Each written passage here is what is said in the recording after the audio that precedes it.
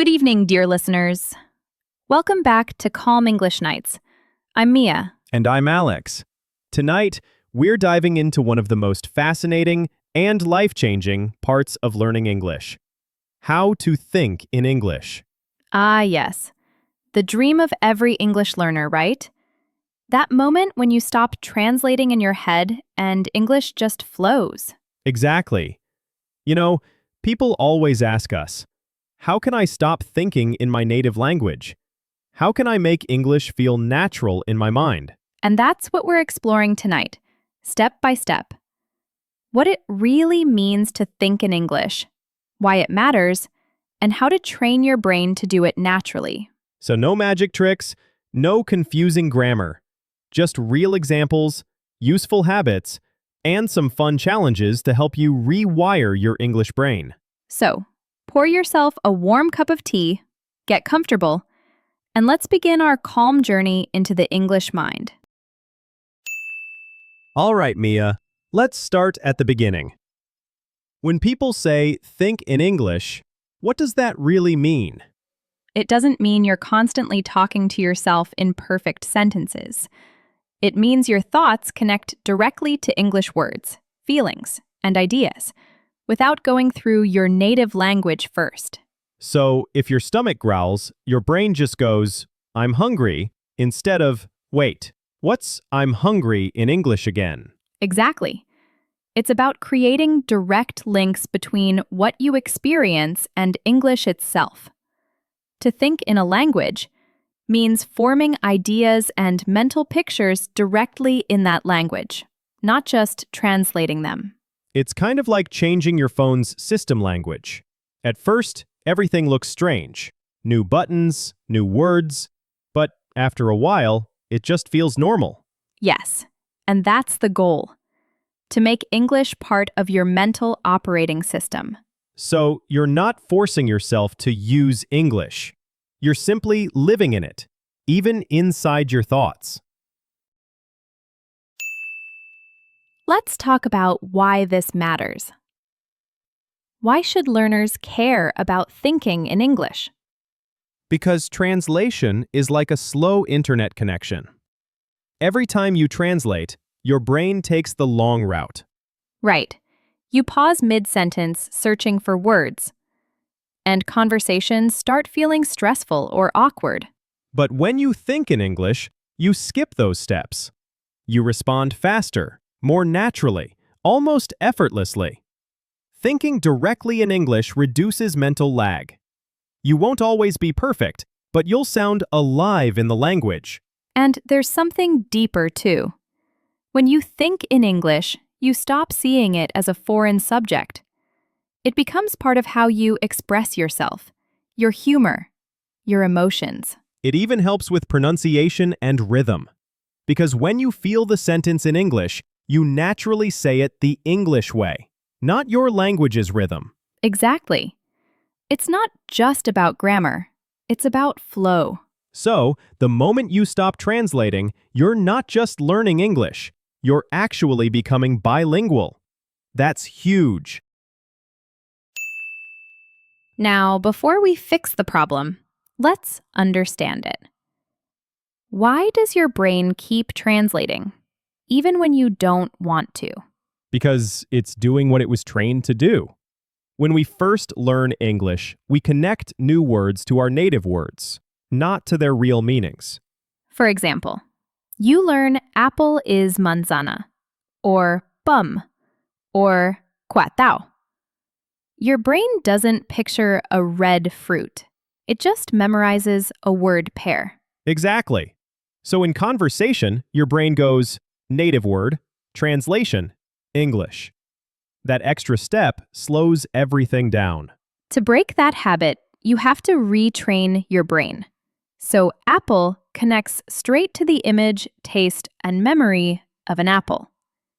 Rewire means to reorganize mental connections, like updating the circuits inside your brain. And here's the good news. Your brain loves doing this. It's designed to adapt through repetition and experience. That's called neuroplasticity. It means your brain can literally reshape itself to think in English if you give it the right practice. So every time you read, listen, or speak without translating, you're building new neural highways. English highways in your mind. I love that image. Right? And now that we know why your brain translates, let's talk about how to train it to take the faster road. Straight to English. Exactly.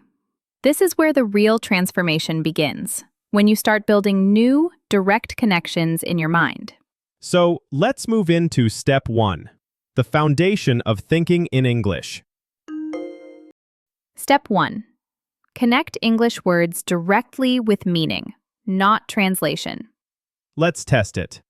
If I say cat, what pops into your head? A picture of a cat? Or the word in your native language? If you see or feel the image, the fur, the sound, the movement, you're already thinking in English.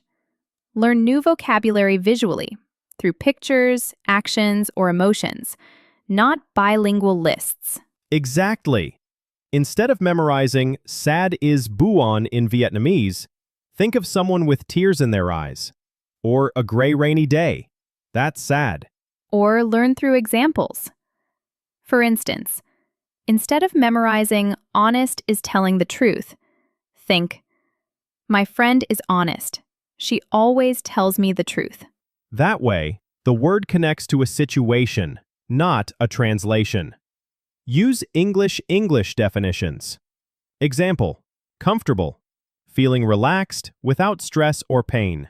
It might feel slower at first, but you're building true understanding, not word-by-word memorization. Now that you've built meaning, it's time to use it.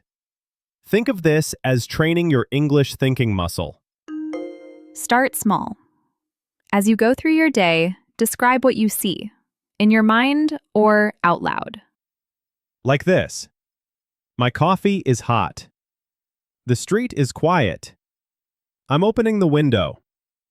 See?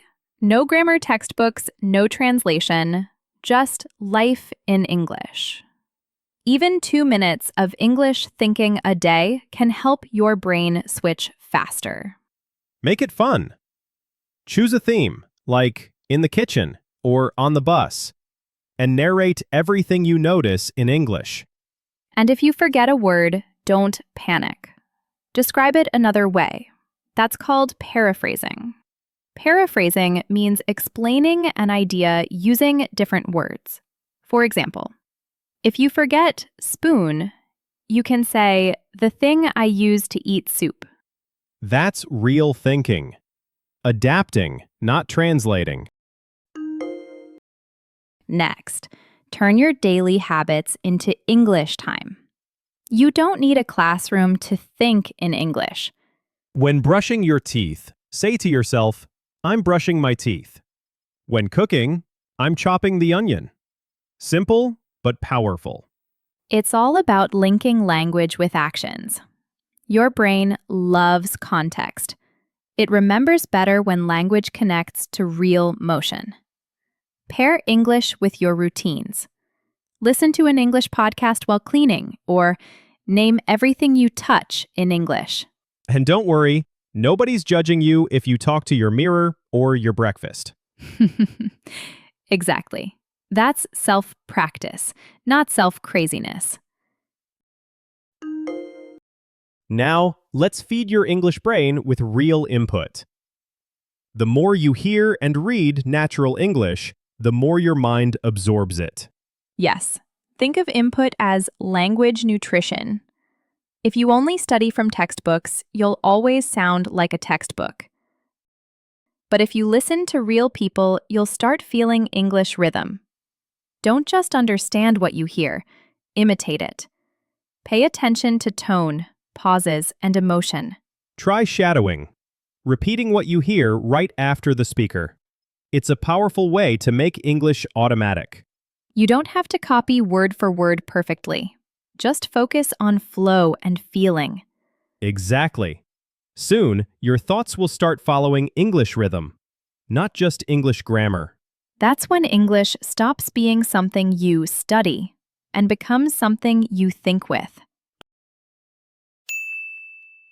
Here's one of my favorite parts: emotion. Because feelings make language unforgettable. Absolutely. When you feel something while learning, laughing at a show, crying at a movie, smiling at a quote, your brain remembers it forever.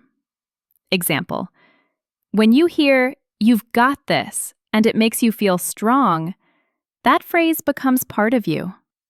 That's why emotional English equals memorable English.